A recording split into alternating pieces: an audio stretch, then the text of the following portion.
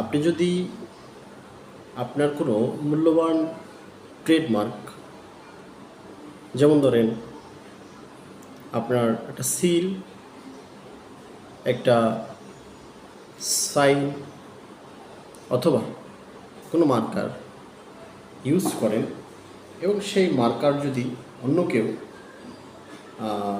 ব্যবহার করে, আপনার নামটি ইউজ করে আপনার অগোচরে, অথবা আপনি একটা বই লিখেছেন, একটা গল্প লিখেছেন বা একটা গান, আপনার লেখা যদি অন্য কেউ নিজের নাম ব্যবহার করে চালিয়ে দেয়, সেই ক্ষেত্রে আপনি অবশ্যই ট্রেডমার্ক বা কপিরাইটের মামলা করতে পারবেন।